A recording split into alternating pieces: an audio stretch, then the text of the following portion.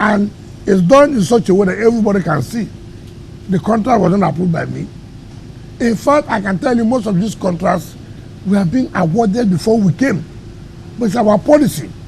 They don't just abandon projects because you did not supervise the award of the contract. No. It's the public, these are public funds. Government is a continuum. If we allow that, then you will see projects scattered all over the place. And that does not make the city to be clean. So you do, the president directed that, look, we must try as much as we can to see that all these, most contracts are awarded 2005, 2010, 2015, up till now. And that's why we provided in the 2025 budget 85% of our capital expenditure to complete the ongoing projects. There are so many people that will come to say, no, we are not the ones who are awarded. They'll go and award their own contract. No, it is not about we awarding. It's about we giving the people what they want.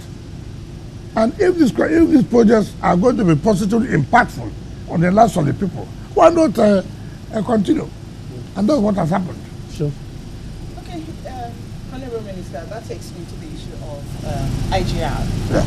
It's obvious that there's been an increased drive for IGR in the FCT. The most recent being the ground rent issue. Yes. Okay, some people who are affected have complained that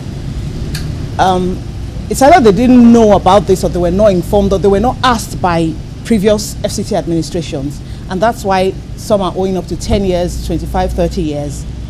And that they're wondering why they have to pay for the lapses or ineptitude of past administrations. And then, Honorable Minister, given the state of finances of some people now, they may not be able to offset a bill of over 30 years, that has accrued over 30 years at once. So what are you doing to maybe installmental payments or giving people more time? Or what are you doing about this? You see, it's really unfortunate in our country. You're a tenant. Yes, of the FCT. No, I'm just coming. Okay, sir. You paid for 2 years, for example. Your tenancy will expire tomorrow. Okay. You are coming to tell the landlord, because it did not remind you, it's the duty of the landlord now to not remind you. You see, now you are shifting it to the landlord, but that's not the case here. You have a CFO, and the CFO says you will be paying annually for you to continue to keep that property. That annually says 100,000, 200,000, as the case may be. And you are not saying again, some people may not have the financial reason to keep to it. We're talking about central business area. We're talking about Maitama. We're talking about Wuse 1, Wuse 2. We're talking about Asokoro. How many poor people live here? Tell me, how many poor people live here?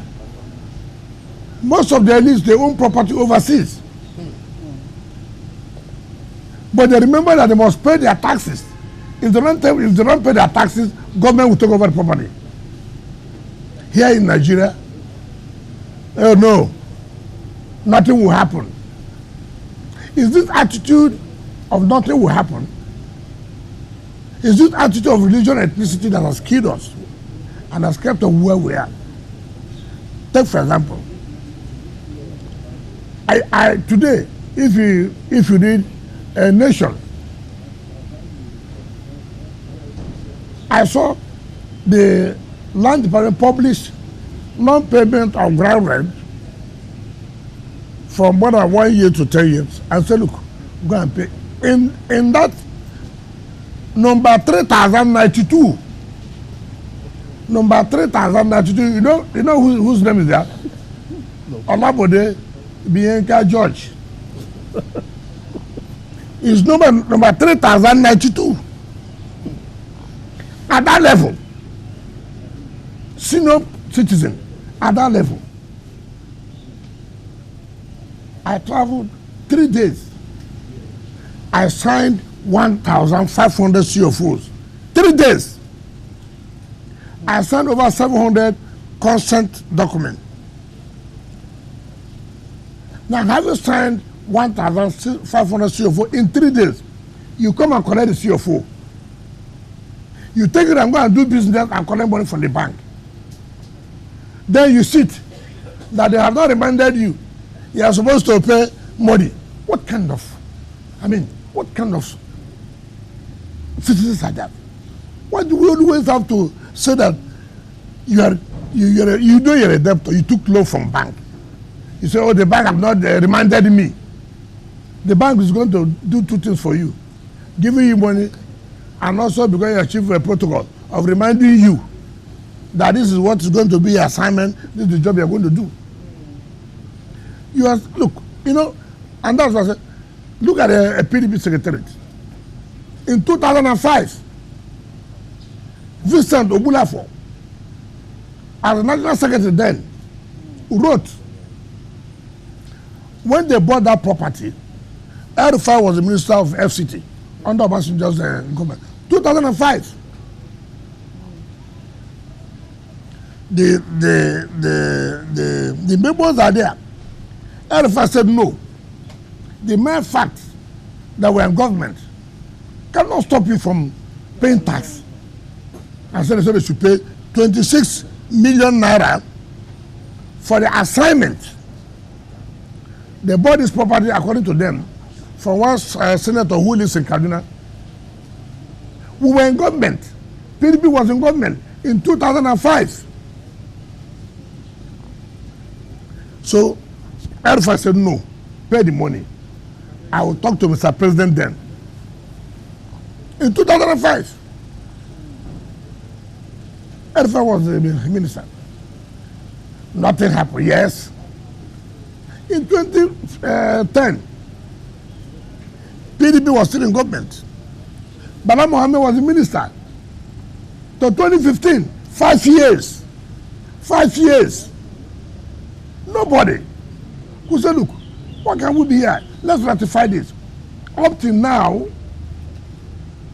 that consent has not been given. Up till now, we're not even talking about the ground rent. From 2005 to 2025, 20 good years. 20 good years.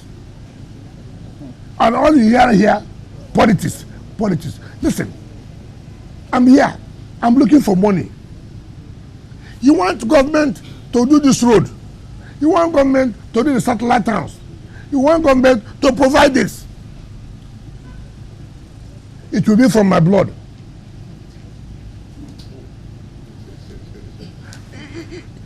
This is a country where we always respect the laws of other countries. When we go out, you see us obeying. Even without being told, we will obey. But when we come here, no. Like, what happened recently showed me that, look, there are people who do not want this country to progress.